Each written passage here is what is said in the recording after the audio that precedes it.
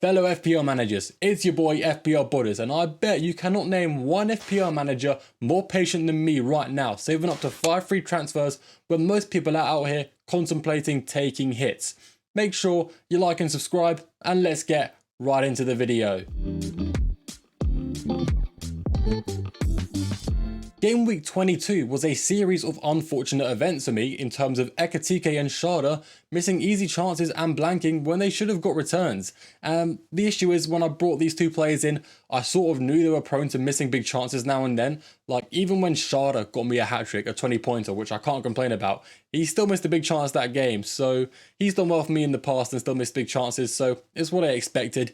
As for xPts, that blank really hurt. He really should have come away with a goal and an assist, or at least one, and that would mean the difference between a small red arrow and a huge green arrow. As my captain, that was a huge letdown, but at the end of the day, I can bring in players against easy teams, and I can predict when they're going to get decent expected goal involvements, but when it comes to their clinical finishing, I'm not so good at predicting that clearly. Maybe I need to get better at picking FPL players that can score consistently, but you know, that's the luck of the game sometimes. I feel like I made the right choice, but it just didn't turn out right. Arsenal defence once again comes in clutch, being a solid rock for my team for consistent points.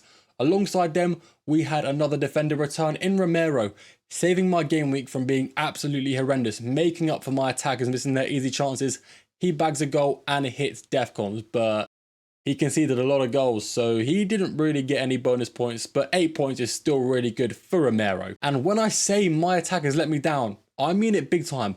One attacking return from my front 7. Can you believe it? And it came from Cunha, the one person in my attack that didn't start, getting an assist, who, by the way, was a centimetre offside getting a second assist and maybe some bonus points. So all in all, not really happy with this game week, but I did get quite lucky with the Romero goal, so we'll call it even. Looking at the team for game week 23, guys, it looks alright. Despite how poor last game week was, it's not looking awful, and I've got 0.3 in the bank with 4 free transfers, and there's some players I could do with selling and some players I want to bring in. But as you can see, I am the most patient FPL manager of all time, and I don't have any planned transfers for this game week, and I'm going to explain to you why. In my defence, well, I have a goalkeeper I'm not a fan of, but goalkeeper transfers in general are a waste of time, and a keeper like Verbruggen can get a 10-pointer in the hardest of fixtures. It's very random. For the Arsenal defenders, it's fairly simple. They're set and forgetting my team until they get injured or they start becoming rotation risks. They're so solid, they can get a clean sheet in any fixture in the league. Both also really good for attacking returns. You know, Timber and Gabriel look very strong going forward. Then we have Romero, who has a bad fixture run, but he plays away to Burnley this game week. There is no way I'm selling a player who is playing against the worst team in the league. So the defence is fine. That's not moving. We're not changing anyone. In midfield, I have a slight benching problem, and that's not because I have 2 really good options I need to choose between. I have 2 fairly awful options to choose between. Cunha in general isn't bad, but he plays away to the best team in Europe, and despite how good United looked against City last game week, that Arsenal defence is the best the world has seen in a good 5-6 years, if we're being honest. Like, I'm a United fan at the end of the day, and I believe in my boys, I do. I hope they get some points, but I just don't see it happening. So I don't really want to play Cunha. I'm leaning more towards Jorginho, despite the fact Jorginho is a rotation risk and got benched last game week. But the fact Brighton created almost nothing last week against a really poor defence kind of bodes well for Jorginho, because maybe Herzler, the manager, is thinking he might need Jorginho for some offensive prowess going into the next game week. Now I know what you're thinking, Bodders, you've got 4 free transfers, mate, just sell one of them and bring someone else in. Well, it's not that simple. When you're a patient man like me, okay, intelligent, you know, you think ahead, you're playing chess, not checkers, you see that Manchester United and Cunha have a very strong fixture run after playing away to Arsenal. I don't want to sell an attacker ahead of that fixture run. Even though Carrick said Cunha may be rotated now and then, he looks to make a pretty good impact off the bench. Like I said, he nearly came away with 2 assists just coming off the bench last game week, and I expect that to happen quite often if Cunha's there to finish off games, but he's not going to get benched every game week. He could also start, so I have no plans to sell Cunha despite the really tough fixture this game week. Whereas Jorginho, he is a dead end, right? He's not going anywhere. He plays home to Everton next game week, but I don't really want a rotation risk in my team who's not going to be that great through the hard fixtures. So I could sell him for Wilson maybe.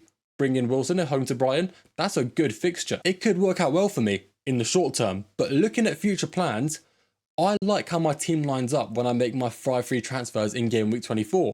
I can take the short-term loss in game week 23, play Jorginho for a likely 1 to 3 pointer if we're being honest, get the blank, small chance of a return, you know, it's not impossible, but it's probably not going to happen, then go into game week 24 with 5-3 transfers and make better moves, because if I wait until game week 24 to make my transfers, I'm not going to want Wilson, which means if I bring Wilson in this game week, it's really just a short-term fix for a problem that I don't need to fix right now. I could just take the L and play with 10 men this game week. As for the rest of my midfielders, it's pretty simple. Schade is a sell, but not this week. He has a good fixture playing home to Forest, then I can get rid of him, and the underlying data is still looking pretty good, so I'm happy to play him.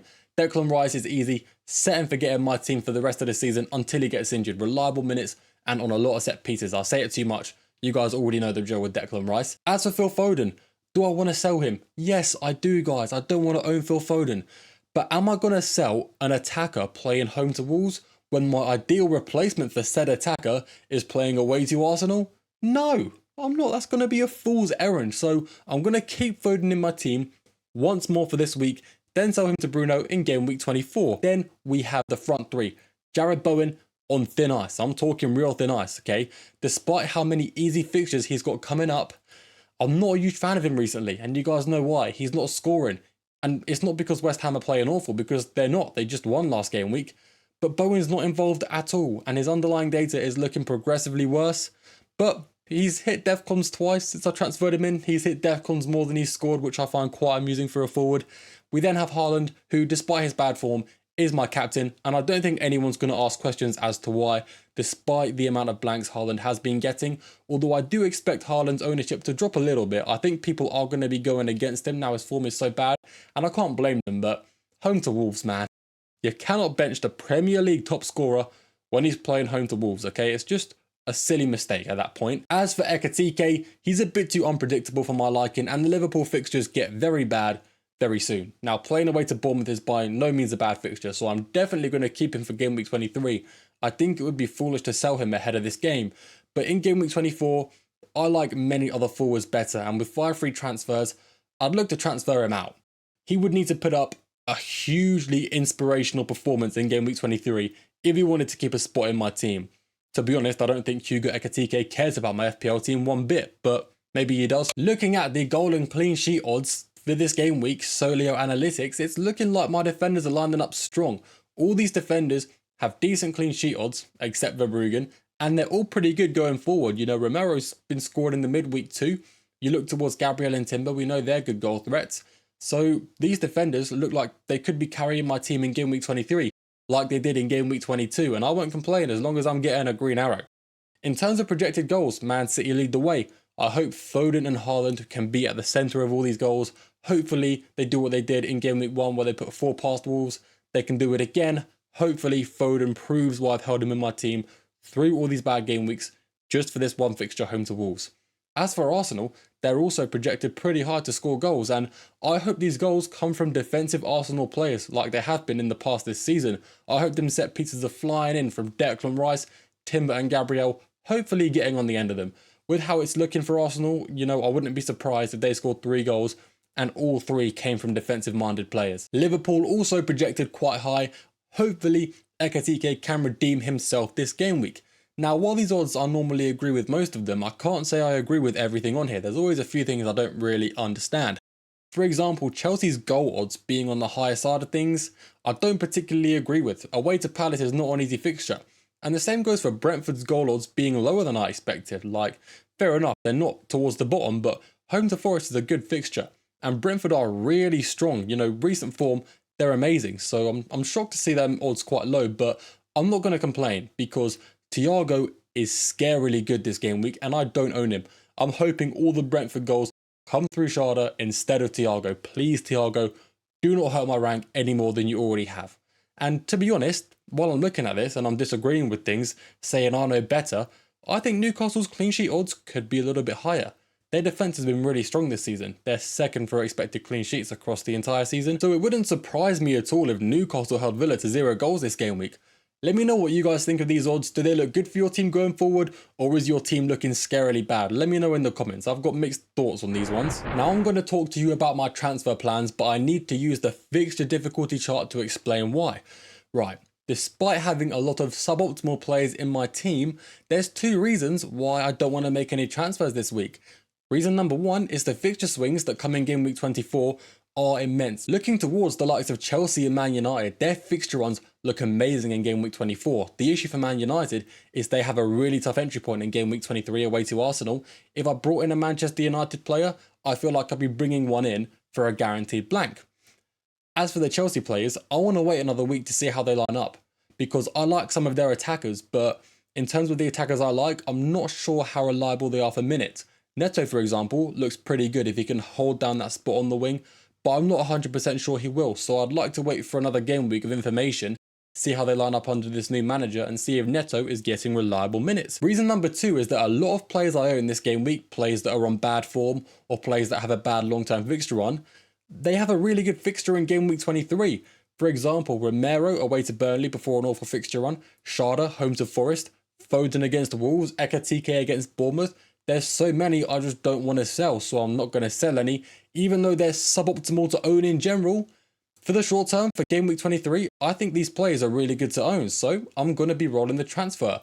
Let's take a look at my future transfer plans going into game week 24. Now, this is the moment you've all been waiting for. What is FPLbodders going to do with his 5 free transfers? Is he being too greedy? Well, no, my team kind of needs this. I plan to use all my free transfers in game week 24. My first order of business, sell Foden and get Bruno Fernandes. No brainer, top priority. After that, I do want to bring in a Chelsea defender, and Chalobah looks to be the most reliable one. You know, good for minutes, good goal threat, good defcons. It's fairly self-explanatory there. Those are the two highest priorities, but there's other areas that need improving. For example, Ekatike, I kind of want to sell him. I may even want to sell Bowen too. I doubt I'll sell both, but as of right now, I'm looking more likely to sell Ekatike despite Bowen's poor form. With Ekatike replacements, there's not a lot.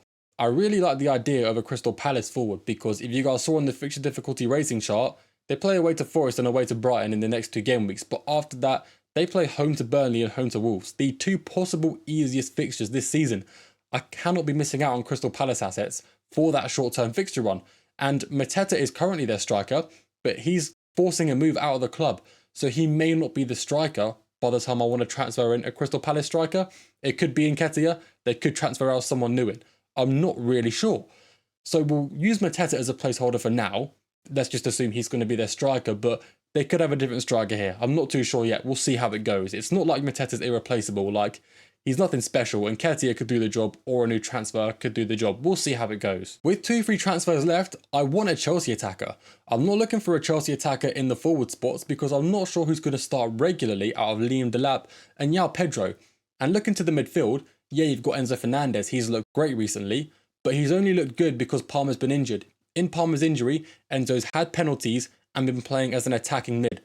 With Palmer back, that's not going to happen. He's going to play as a CDM without penalties.